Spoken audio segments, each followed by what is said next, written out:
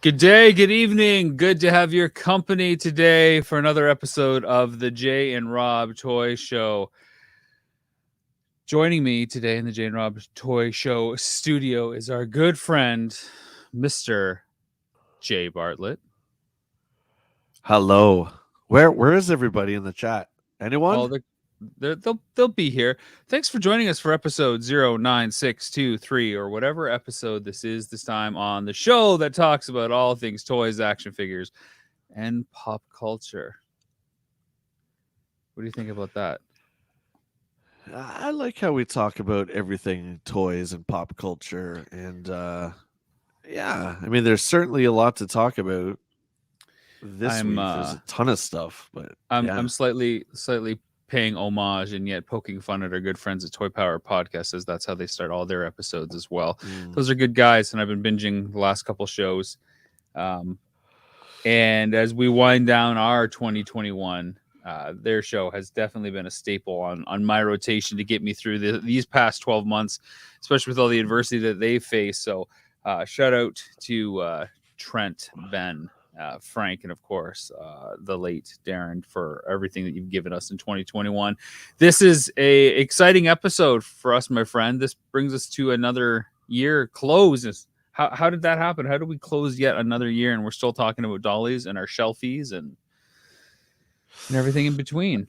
I don't know. The years seem to fly by, and then miraculously, this last month it seemed to be 3 years long. So I don't know what's going on. I don't even know what the date is anymore, man. But Yeah, the last 10 days, man. I don't know what's been going on. It's like we've been caught in a time warp ever since like uh, a few days before Christmas, and now here we are. It's just like, what is going on? here we go. Here we go again. Yeah. Yeah, it's been a really great year, man. I'm very proud of what we've put out there, both together and separate. It's been a good year. A lot of lessons learned. And just a lot of good times to be had. I loved shooting season 2 of Action Figure Adventure. That was one of the highlights. Definitely, I've never been out east, and that was quite a trip. What's up, Lise? Oh, here we are. She's watching. Faithful intro comment as always. What happened to commenting on stuff and just saying first? You remember when that was a thing? First. How come we don't do that anymore? Well, because I think you have to have an audience of like 1,000 people, so it really kind of meant something. Hey, you know you what? know? Right now we've got 5. I'll take Yeah. it. I'll take it. Wednesdays is always a tough day. We moved it from when we did it, I think Monday last year. Nelson is joining us as well. And of course, we are on the big holiday week where everybody's got to do everything right now. Like we were talking in the green room, everybody's just got to do it this time of year. You can see anybody any other time. You can make all your holiday plans, but it only counts if it's these few days. You and I have never been a fan of these event timed kind of thing, like whether it's like a TV show, like you can't miss it because it's Tuesday at 8, or you got to be here this weekend because heaven forbid it's the weekend. That's when you got to have fun. It's a Saturday. Heaven forbid you have fun on a Yeah. Wednesday. I don't know. Yeah, I mean, I don't like the idea that you have to spend time with your friends and family on a certain day, like, being Christmas. I mean, I think we need to really take a look at the whole picture and kind of just schedule days that aren't necessarily Christmas. You get together in a random Tuesday in June just because you can, kind of thing. But I like I that don't know. better. The holiday pressure, man, not good. A lot of people are really excited this time of year, of course, because it is the only time that everybody makes time for family, which is awesome and that is cool. But that's a lot of pressure for other people that maybe have had a tough year, that maybe can't join in the festivities for one reason or another, and then they suddenly feel left out because if you don't do it now, you're gonna miss out. You're gonna miss out, and that's what we talk about all the time when it comes to buying figures. If you don't buy that dolly now, that shelf's gonna be empty forever. If you miss it, you'll never have the best shelfie. So I think you got to let all that bullshit go. If anybody out there is watching, if anybody out there is feeling the holiday pressure to try to keep up with everything, let it go. You'll catch up when it's right, and it'll feel better because you're not playing along with catch up game with everybody else. It's not worth that stress. Yeah, 100% agree with you. 100%. Yeah, good Gonna give a point. shout out to Cindy who's checked in. Thanks for tuning in. Sorry to hear that Tater is not here. Whatever. We'll see if he shows up later. And Canadian Blu-ray 4K. Hi guys, how you doing? Uh, Jay, you are the Moss Man to my stinker this week, of course. I'm wondering, as our icebreaker brought to you by Mockmasters Retro Regs, Heroes Comics and Cards, and Big Bad Toy Store, our awesome, amazing sponsors that let us do everything that we do, and of course our Patreon backers who keep this a free and amazing podcast. I'm wondering, with the bet over, have you gone crazy and acquired any more figures? Have you bought or got anything good? Christmas has passed, so maybe there's something new. Well, I mean, the monstrosity to my right is a testament of that.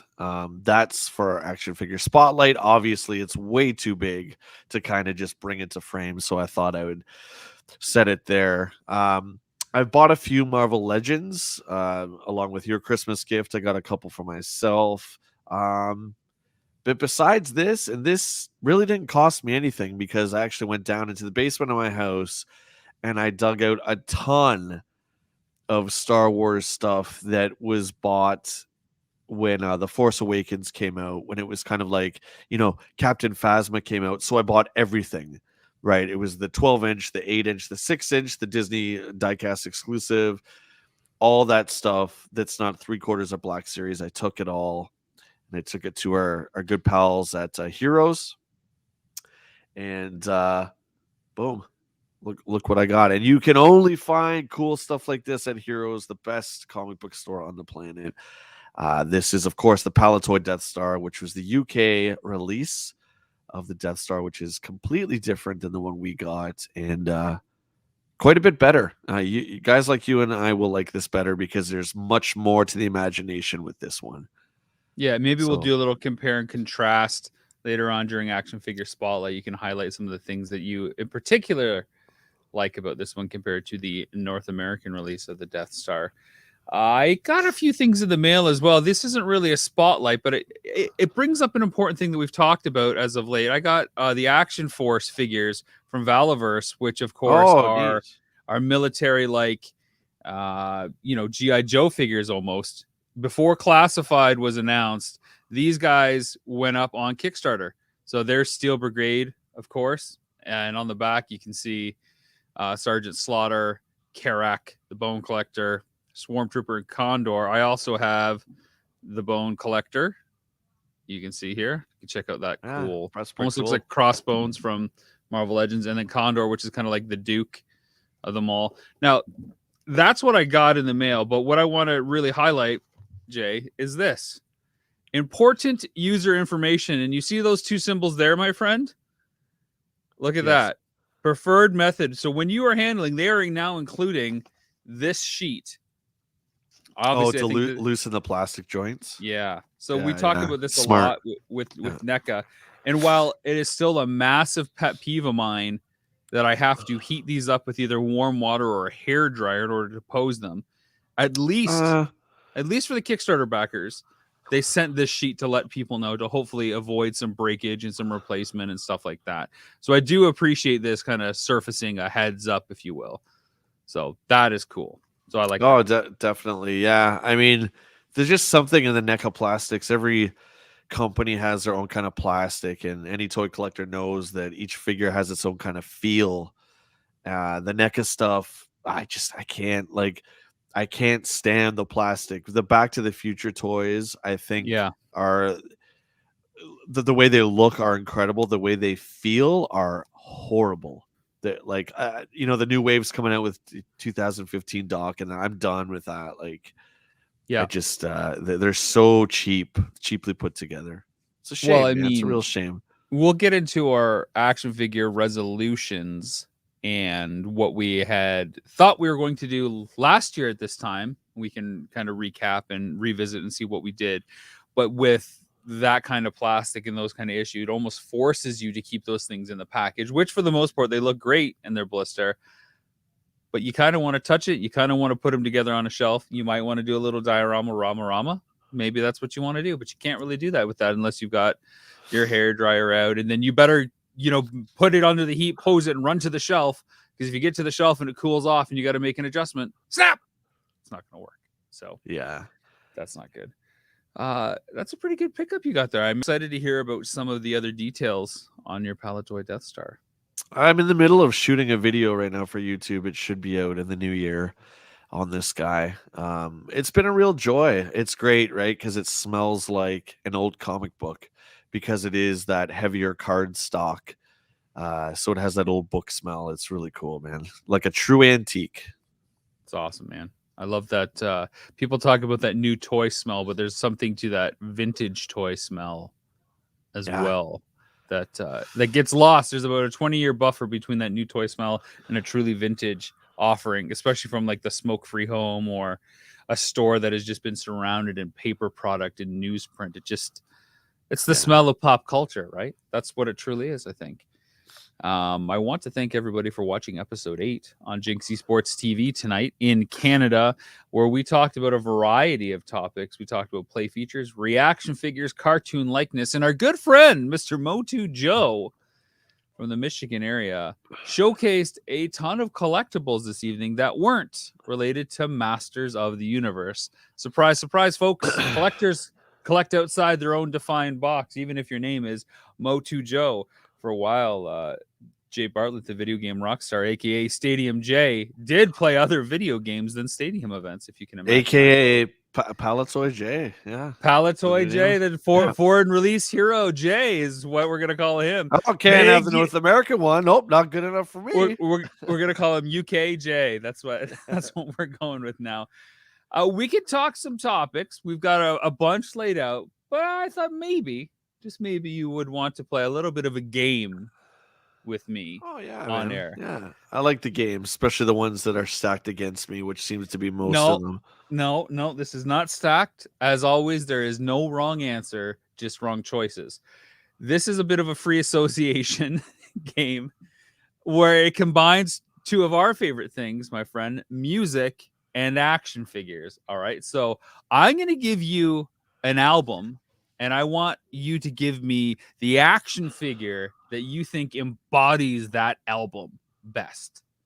All right. So an example would be Justice for All or Master Puppets is like He-Man, because it's so hard hitting and classic. Is that what Justice for All is? Sure. It is. You don't think it's hard? You don't think it's hard hitting and classic? I think Master is. I think Injustice is a little undermixed, but that's okay. The songs are good, but it's, let's say Puppets hits you in the gut. Oh, Justice is mixed just fine. No, what's the one where they're in the prison? That's the best one with the tin can snare. That's Saint Anger. That's the garage too. Saint Anger would be any NECA figure. That would be Saint Anger. Saint Anger is the $25 NECA release of the day. Fair enough. Fair enough. Okay. Yeah, okay. Justice is missing a few bass lines that seem to have disappeared somewhere. But I mean, I in my notes here, I don't know why I said Justice in Puppets, but I have the Black Album is like He-Man. So are you ready? You ready to play this game now? You know where this is going? I'll do to the best of my abilities. I've got 5 albums that you have to associate an action figure with. Okay, so the first one is Nevermind. When you think of Nevermind, what are the qualities and what figure goes with that? Nevermind. Timeless, iconic, one of a kind. Ooh. Can we use like rocket firing Boba Fett? Would that be a good analogy? Sure. Like many times Nirvana has been tried to be copied and duplicated. It's never happened. So I would say, I'd say the prototype for Boba Fett would be a good figure for Nevermind. That album, you listen to it, it still sounds like it was made yesterday. It's just incredible. I'm gonna go. I don't have any. I haven't thought about this in advance, and I was only gonna just go with your answers. But you go too. For the sake of playing along, and into your irritation, I'm gonna say something like Toxic Crusader. Those I could figures. see that. And if you look at Cactus Jamie, I kind of agree with what both of you guys are saying now, where it's like grunge. I get it. So Casey Jones, like Grungy alternative, not for yeah, everybody, but classic yeah, in its own right. And I also think there's so much steeped in Nirvana that comes from things before it, which of course Toxic Crusader borrows a lot of different things and inspirations, but still sure. very much its own thing. So there you go. Let's move on. Sailing the Sea of Cheese by Primus. Primus. 1991, another 91. Because of course we don't listen to anything past 1999. So Yeah, you're gonna see a few of those on this list, buddy. okay, sailing this, brilliant, silly, again, like the iconic, one of a kind. Let's. I'm thinking like Popeye or like Superpowers Joker, kind of like because Les Claypool always has those elongated shots and his limbs are Yeah. always long. Yeah, I'm gonna go with the Kenner Joker, the '84 Superpower Joker on that one. Is that just because you released a video on that and you might be subliminally planting that into people's No, minds? no, it's No, because I'm thinking of the Tommy the Cat video when he's the bartender and his arms are really long, and that you could tell that they're like puppet arms, but it just reminds me of the Joker for some reason. YouTube/J Bartlett/Joker. I'm gonna go with something very similar. I'm thinking Batman the Animated Series figures, the cartoon likeness, and the exaggerated anime and animation proportions that come out of that. I mean, that whole album reads like a Saturday morning cartoon. So there's something very animated and alive Yeah, and that's good. Yeah. perpetually youthful about it. So yeah, I think we're definitely on the same page there. All right, skipping into not another different year, Pearl Jam 10. What do you think 1991. of yeah, well, you know. Oh, Iconic, classic, timeless. Yeah, Yep. I mean, all these albums are like one of a kind, best thing ever. Yeah. Mm-hmm. Yeah. Yeah. That Pearl too. Jam. I'm thinking Eddie Vedder, of course, just pops into my head. Yep. He's in the band too. Yeah. He was on the album. He's a daredevil. He's crazy. He's climbing the rafters. Oh man, this is a tough one. I'll let you go first. You go first on this one. Give me a second. Okay. For Pearl me, Jam 10. it's I instantly think of Mask. I don't know why, because it's big, it's out there, it's memorable. But you know, Pearl Jam has kind of shrunken in their appeal over the years because they don't want to push music videos and stuff like that. So that's a big album, and Mask is a big brand, but it's not out there and in your face like everything else. And I think it's an introspective album, and there's I think a lot of thought processing and interesting sci-fi intellectualism in Mask. So that's where I see the connection. Emotional resonance, if you will. Yeah, so I would agree with you on that, and I'll go Cops because that's the same kind of thing where it's like everyone who loves Cops really loves Cops, but it's not for everybody kind of thing. Okay. And definitely as Pearl Jam went on in their career, musically they changed. Obviously, they're not kids anymore jumping around, so they're Is there a specific figure? Because I guess I'll just say obviously Matt Tracker and Thunderhawk if I'm going to pick something on Mask, because we're trying to nail down a specific figure. a specific figure that reminds me of Pearl Jam. This is wacky, man. Dr. Bad Vibes? No. What up, I get boss? I guess Berserko. We'll say Berserko because he was so crazy and Eddie was so crazy. I don't know during the 10 era. All right. I'll give you an album that is not from 1991. And I don't want to play then. Yeah. Okay. Well, back to 1991. Then Bad Motor Figure from Soundgarden. No, just Psycho Circus, 1998. Oh, okay. And I mean, not the McFarlane figures that obviously came out, but like thinking of what that album represents emotionally and how it has impacted us. What figures or figure hits you the same way? Anything from the New Adventures of He-Man.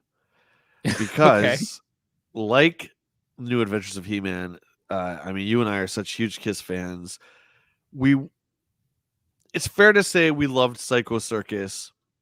For me, at least, I can't speak for both of us. It's not an album that I really ever have listened to since, we were going to the bars and stuff like that. So I don't think it's aged very well. And I think, like the New Adventures of He-Man, we wanted to like it because it was the new thing from that thing we loved. Just like Saint Right. Anger.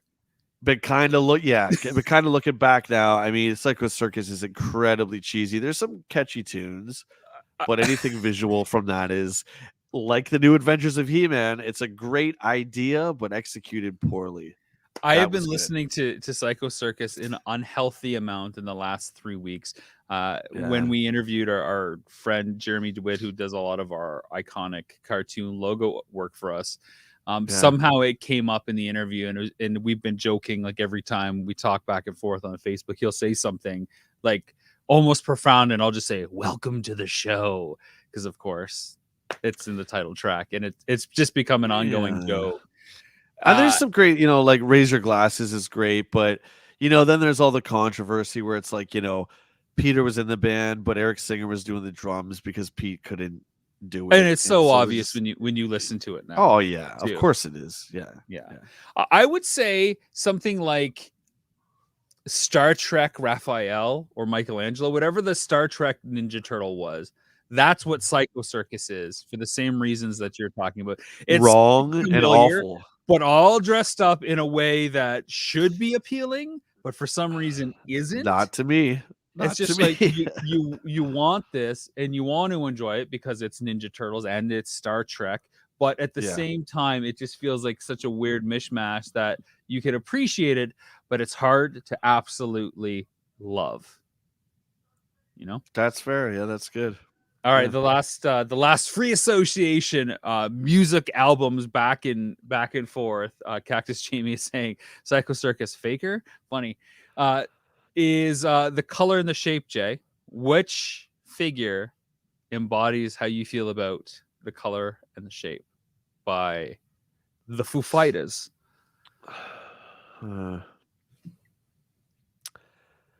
Well, if that was in your honor, that would be easy because Color and the Shape's not my favorite. Jeez. I mean, that's like a rebirth record. That's like a getting on with your life. I'm trying to think of a brand that's kind of like that. Like maybe almost like, oh, I don't know.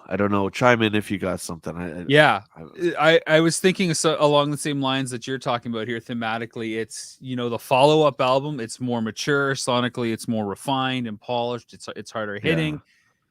It stands apart. For me, right away, I was thinking either Flint or Lady J from Classified, because it's like a wave 2 figure. Yeah. You've worked out some of the kinks. You got the appeal of that new line, that rebirth, that second coming, the Dave Grohl from Nirvana to Foo Fighters, and then the second album. So an evolution after an evolution. So I feel like a very Flint G.I. Joe Classified vibe, because it's an iconic figure. Certainly better after it, but stands apart from the early onset, I think. So Jamie, I would agree with you if that was the first Foo Fighters record, being Phoenix Rising from the Ashes of Nirvana kind of thing. That album also cost, that cost him Pat Smear. It cost him a ton of stuff. Cost him William. It almost cost him the end of the band. Yeah, but they got Franz. Come on, I Jay. want to say maybe like the Power of the Force 2 stuff, the rebirth kind of Star Sure. Wars. Okay. How when Nirvana Came out ended, the you same thought time. that was it, for a whole era. And kind of like when Star Wars ended in 85, the Kenner toys, that was it. We never in our dreams thought we would ever get Star Wars toys. I never imagined I would ever see Star Wars toys on a shelf anywhere ever again. So Yeah. it's kind of has the same kind of feel, I guess. More with the first Foo record, but yeah, that's what I'm going with. I don't think I'll ever have that feeling for a brand I'm truly attached to ever again. I think the last 20 years, that feeling of I'll never have this brand that I love so near and dear on the shelves again is gone. Yeah, this year, and there's a bunch of things I could reference, which we won't get into. We This is could. pretty This is much our like show, Jay. We can do whatever we want. I'm just saying, like, I am pretty much done with nostalgia. I think nostalgia is a drug that is so bad for us, and it's so blinding, and it's poisoned almost every single IP I can think of with the same exact formula. So, where was I going with this? I don't know. It doesn't matter. You're But there now, brother. yeah, I'm done with the nostalgia crap, man. And I'm so sick of. Well, let's move on to I don't. resolutions then. So, like going forward, Yeah, last year I believe our resolutions were on my part to open more and explore dioramas, and yours were, as always, focus on the stuff that you truly want. I yeah, I give yeah. myself a 5 out of 10 on opening more and looking at dioramas. What about yourself on focusing? How did you do for focus this past year? Pretty good actually. Are you kidding me? Mike.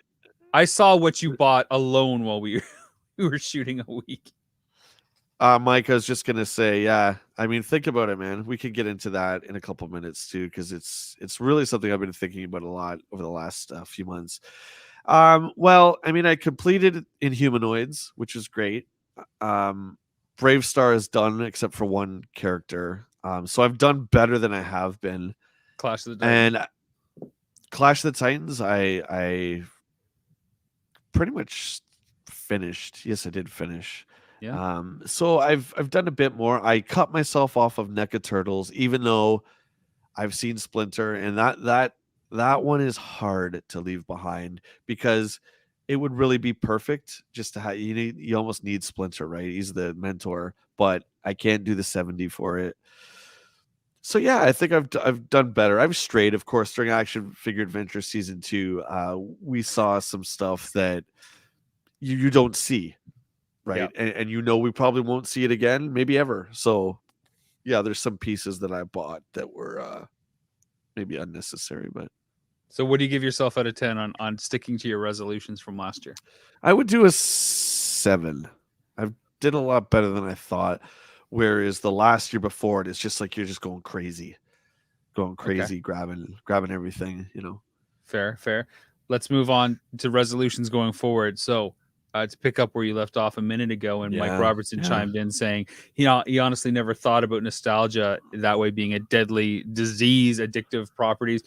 Cactus Jamie's chiming in saying, member berries, which of course is the big South Park reference from a couple seasons ago, where they Oh, call okay. out everything that corporate Yeah. America and the world has done. Remember, Barry? Remember how awesome this is? Remember? And people literally eat the member berries to feel better because it was a better time. And of course, And let me South tell you, Park is man, great at it.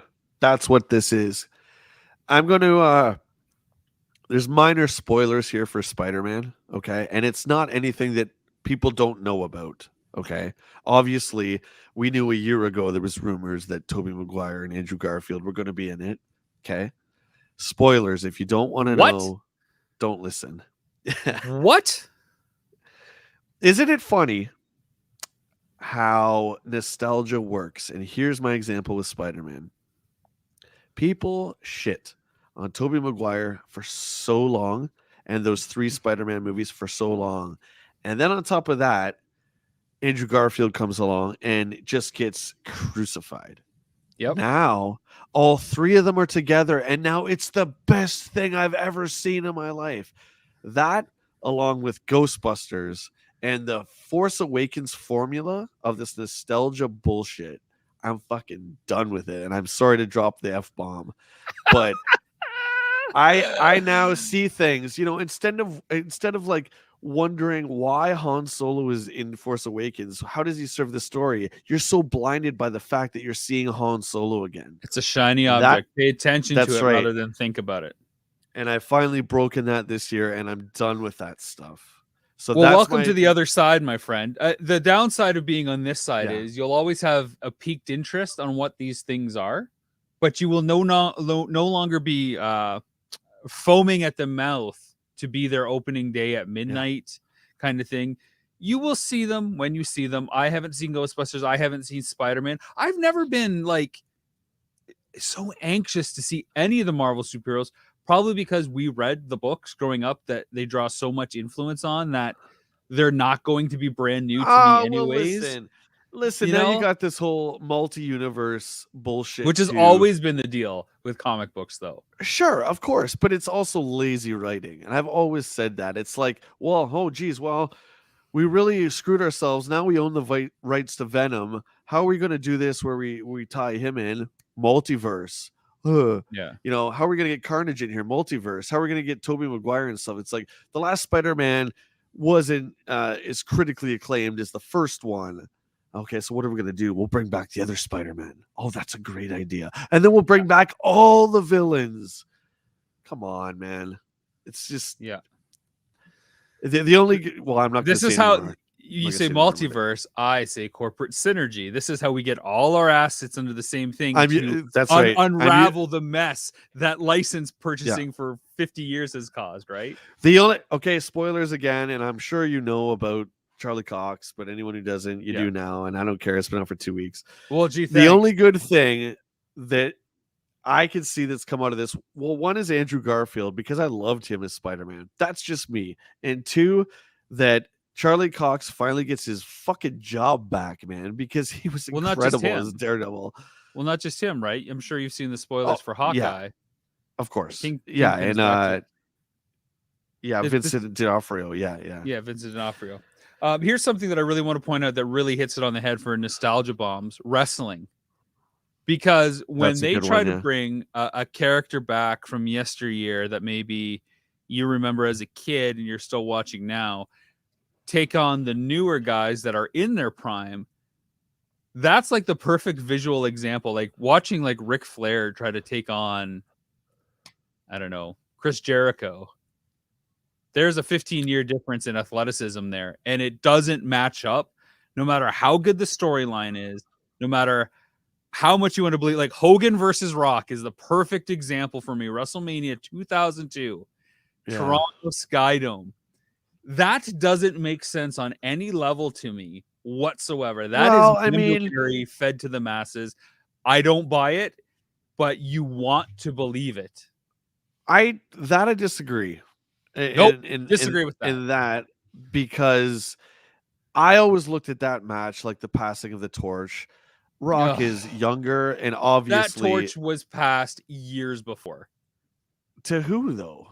Hogan passed it when he went to WCW, and Bret Hart and Shawn Michaels were the next generation of WWF. Hogan and all the old legends of WWF basically rekindled WCW, and then they had to go somewhere when Vince bought that.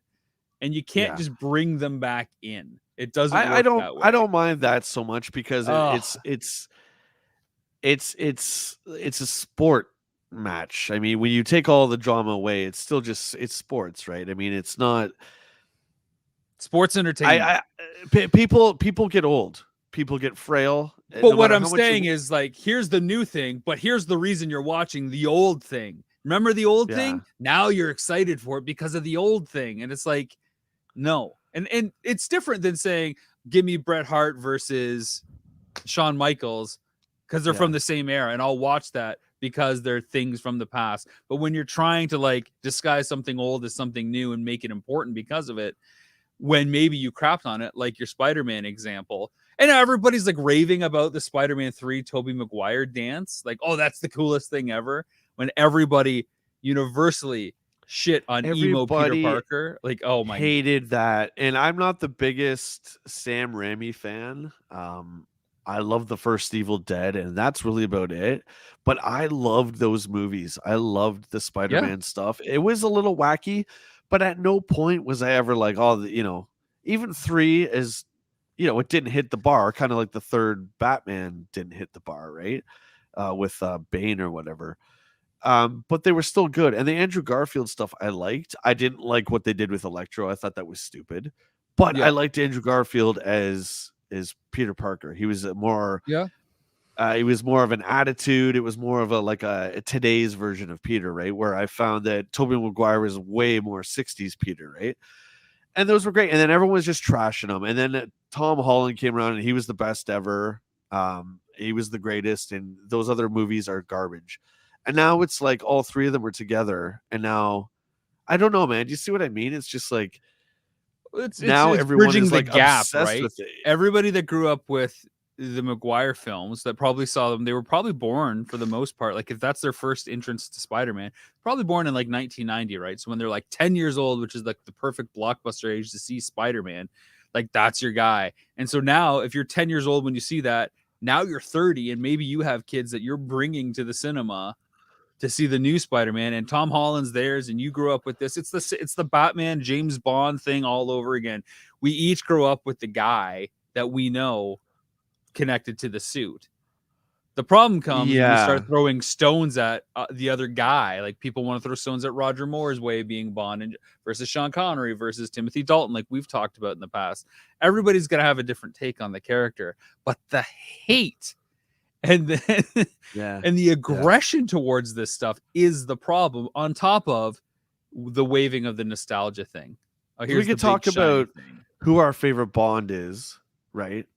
And you have yours and I have mine. Actually, I think we both like Timothy Dalton the best, right?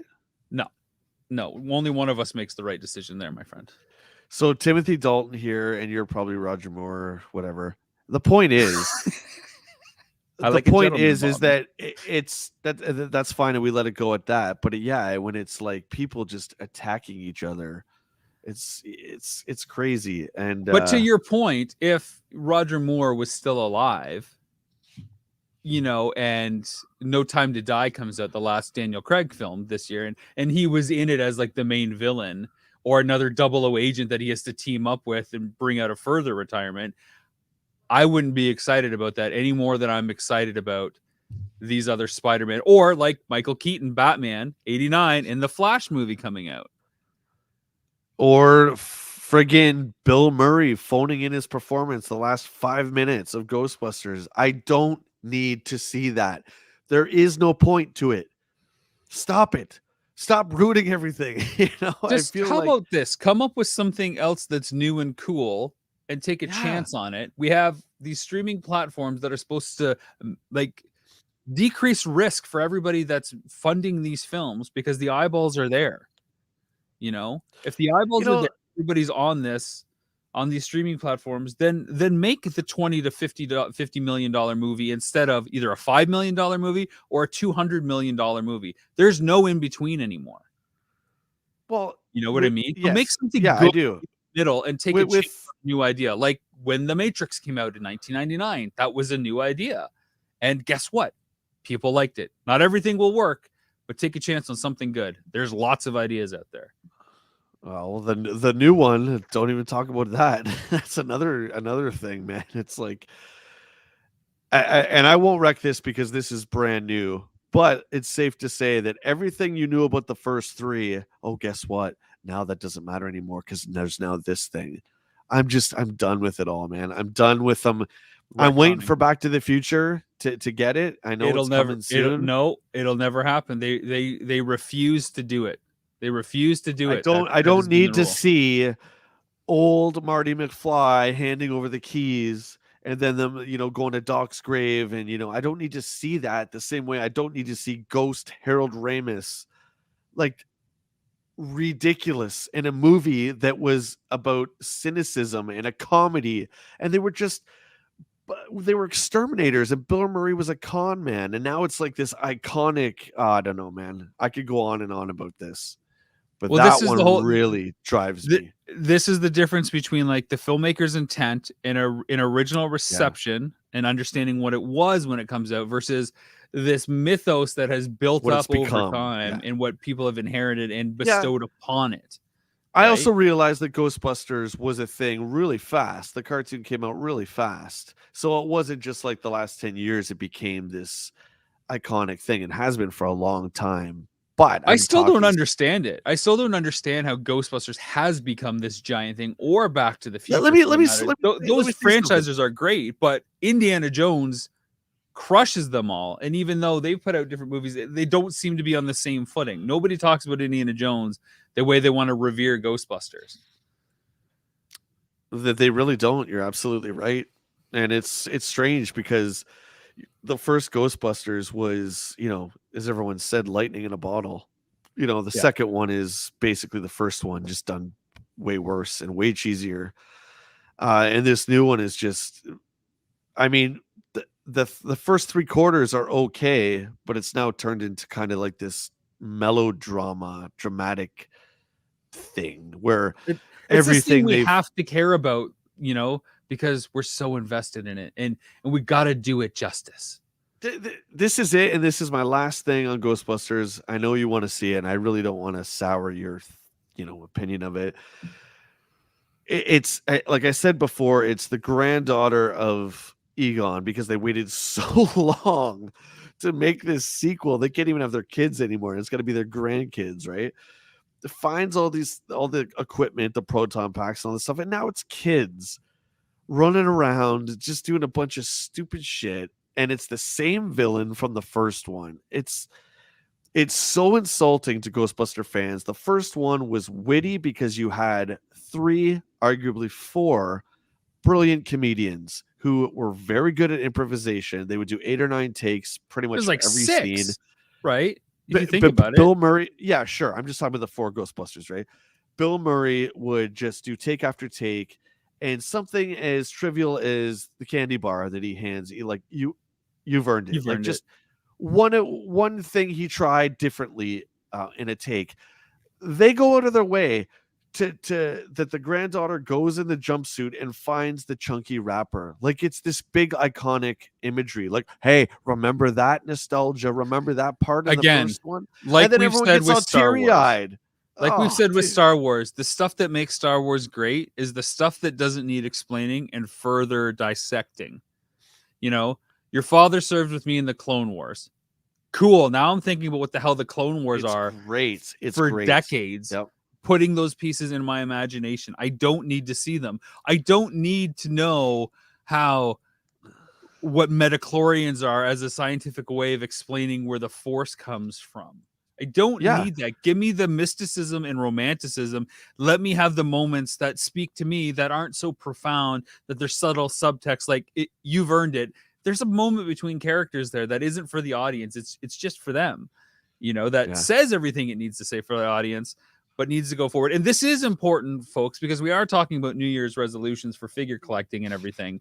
So, I mean, Happy New Year to everybody, of course, but this plays into everything that I want to do going forward for 2022. And that's namely open even more figures, buy even less, look into customs a lot more, and invest into like unique one-of-a-kind action figures that I think either whether they're part of existing lines but never released, or they're truly one-off kind of more art-driven pieces.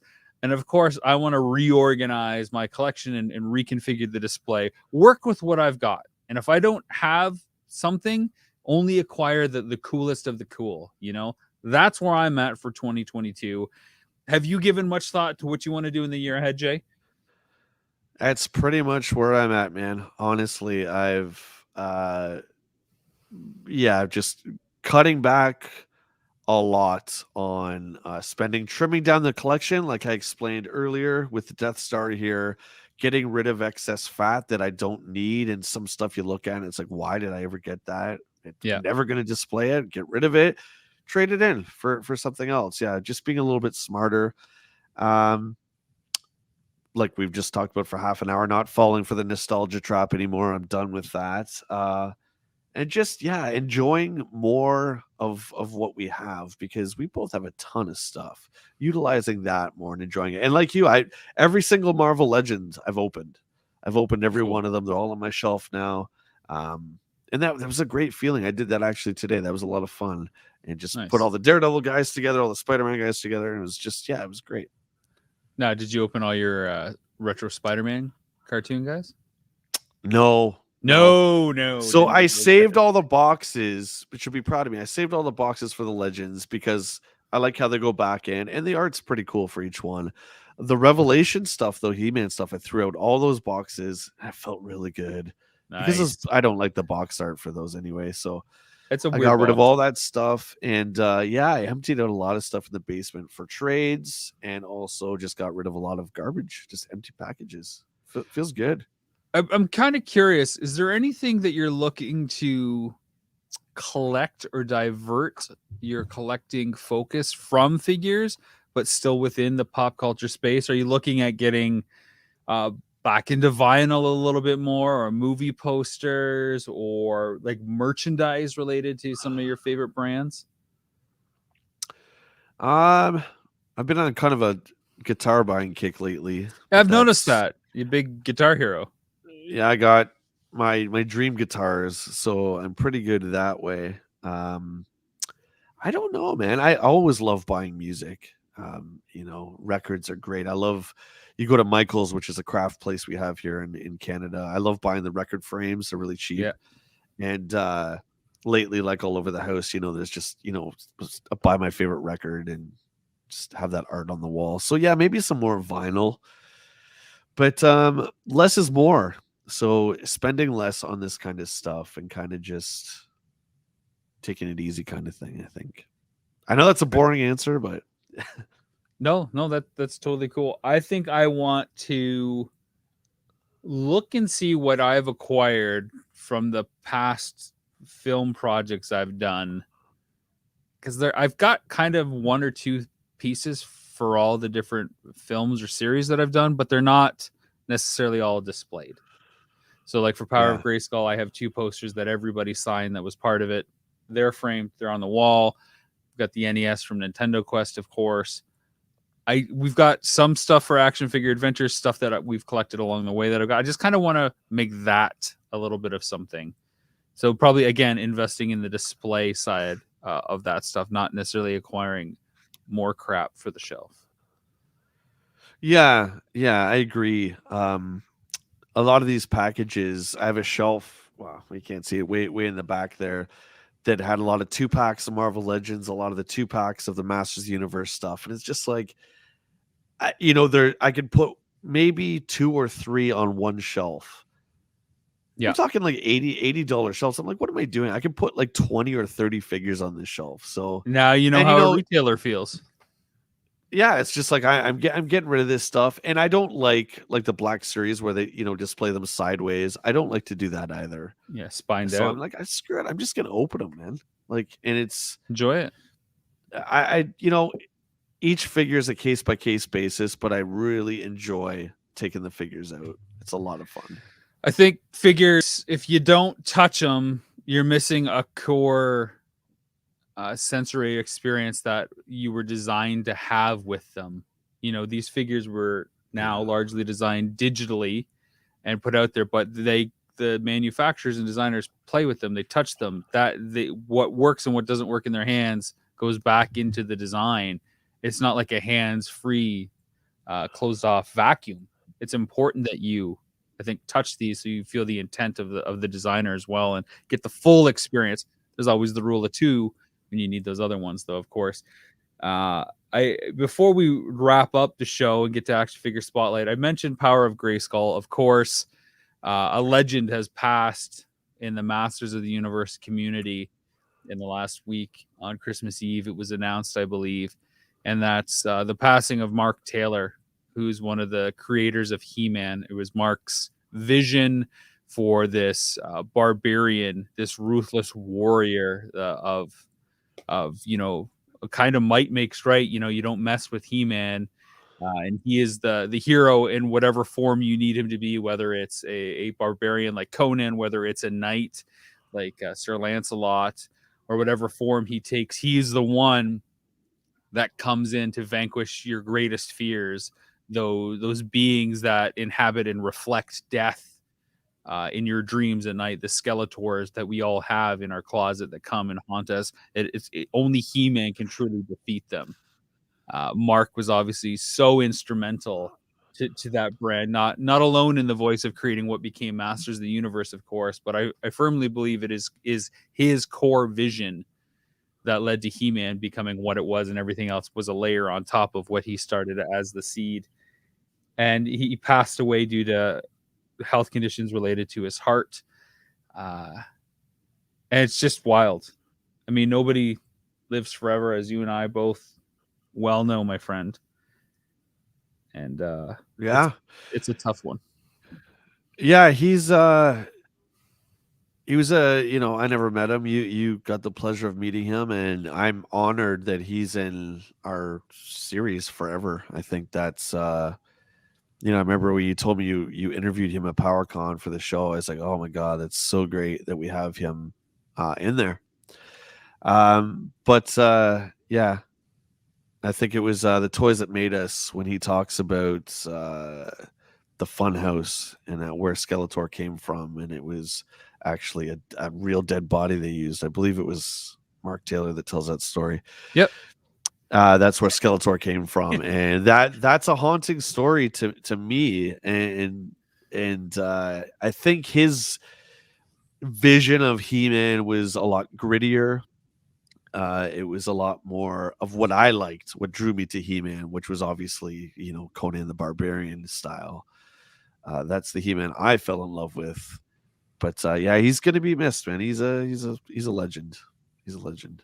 I think his magic in those seeds of He-Man are going to ripple for a long time. So he's, he won't be forgotten. He also did seminal work on the Turtles. He left Mattel when He-Man started getting into like out there characters, and they started jumping the shark a bit with some of their releases. So he jumped over to Turtles, and you can see that same the bulkiness of the He-Man figure in those TMNT figures in the early run, and that playability that came with them, and that same kind of comic pose that He-Man has, the Turtles have too, right? So you can see it's almost the same. I'm looking at the 4 originals right now, and it's almost the same. They're almost, they're almost like that. They are like that, actually. In fact, so isn't that wild? Can tell.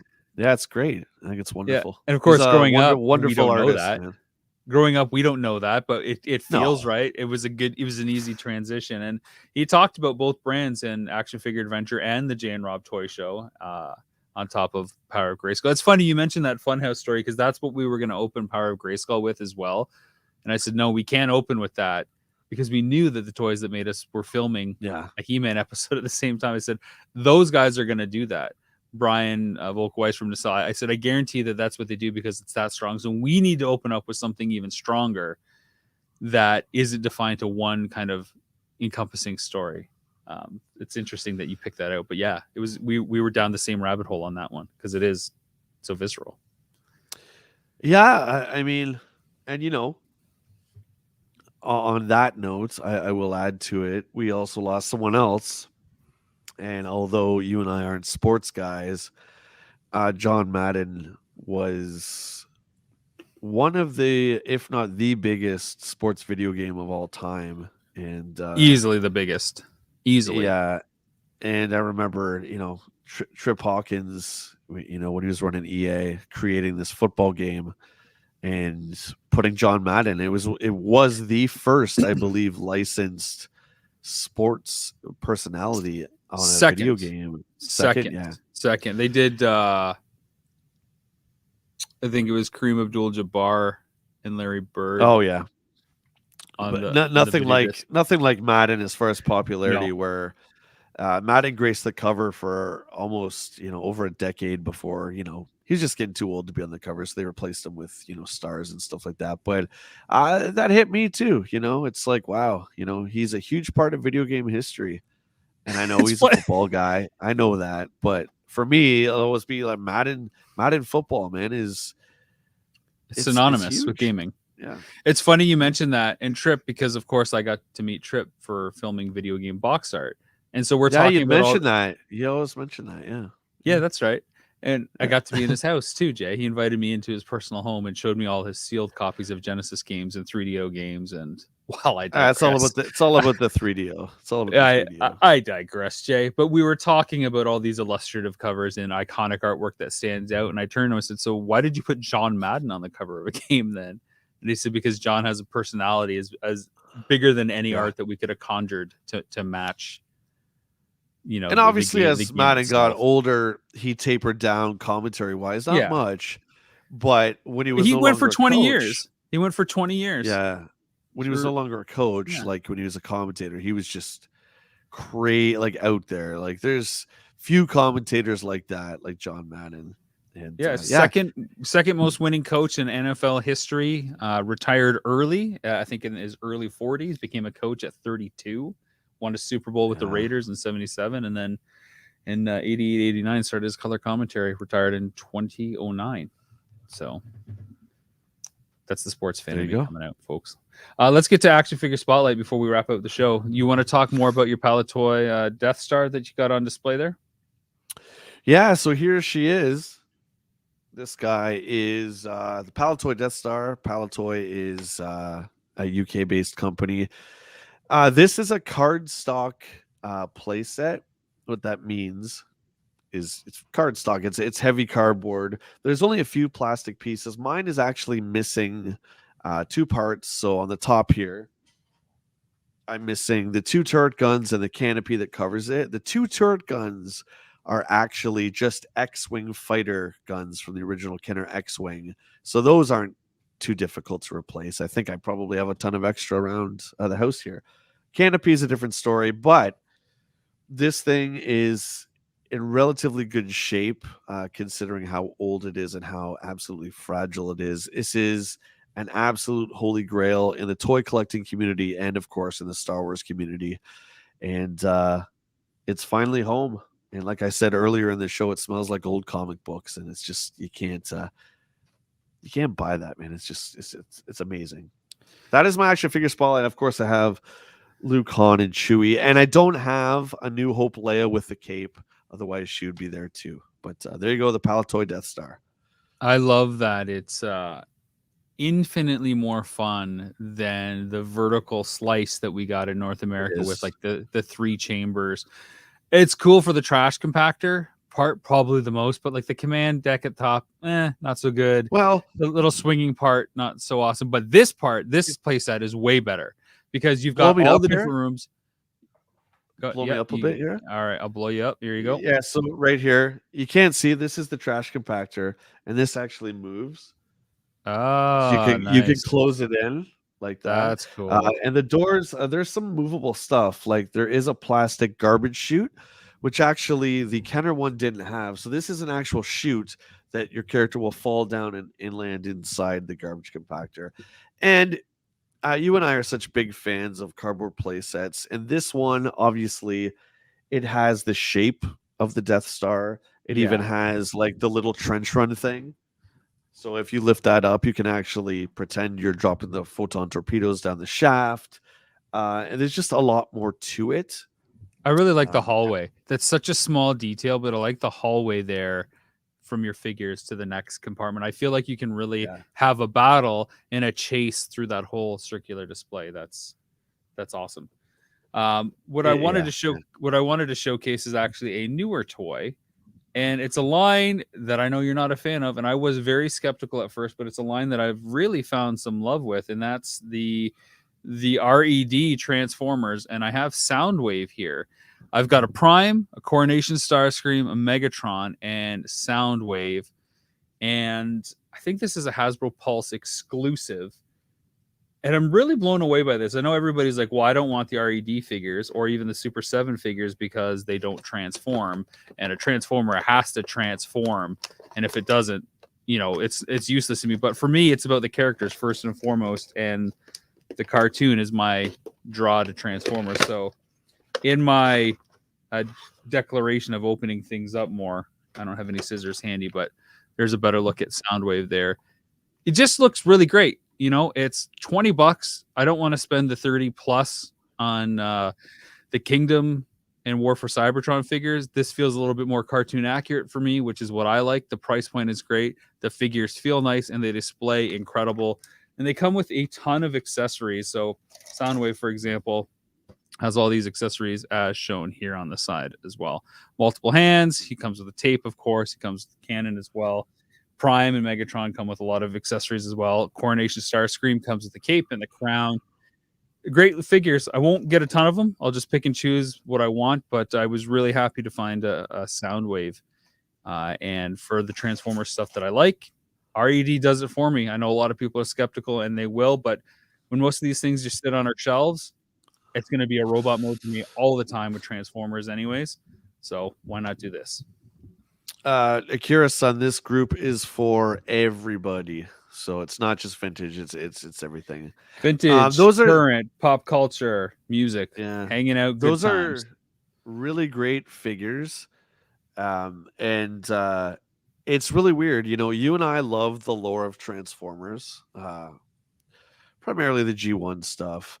But we both, I think, can agree that we're not huge fans of the G1 toys. I really don't have a No. lot. I have a couple. That's it. I don't like. I understand they were bought from Takara from Japan, and they were Diaclones and all that stuff. But that's what I don't like about it. I don't like how they're all different sizes, and they look like they all come from different series, which they do. Yeah. Obviously, the staples are great. Prime Megatron, the Jets are awesome. Soundwave, but I prefer the modern Transformers, like the RED you have there, the War for Cybertron stuff. So that's 100%. a cool figure. 100%. Yeah, I was surprised by it. I was skeptical, but again, once I got it in my hand, the price point got me there.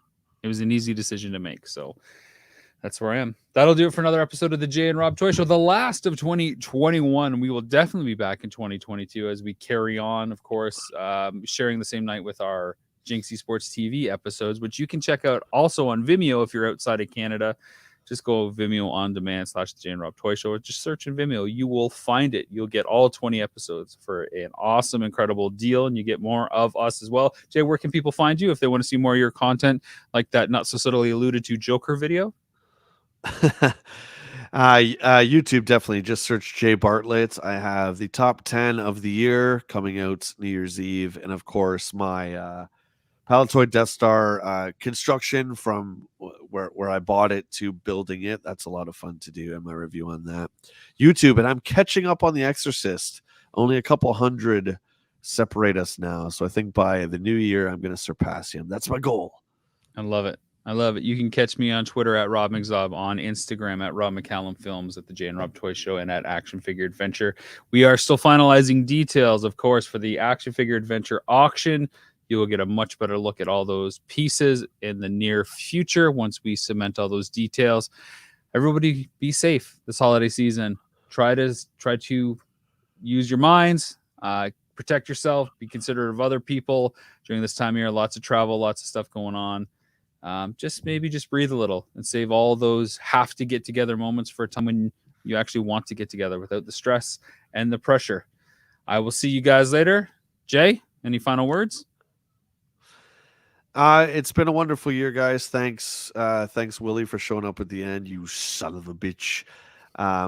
Thanks for supporting us as always, both on Jinxie Sports and Amazon Prime and everything else we're on. I'm incredibly humbled that it's going this way. It's been a lot of fun to make these shows. Thanks for tuning in every Wednesday for the live version of our podcast here as well. And that's it, guys. Keep on collecting. For the love of toys and the warmth of scars, everybody, take care of yourselves. And each other. Because playtime, Jay, is the what? It's the best time, buddy. See you guys in 2022. Cheers.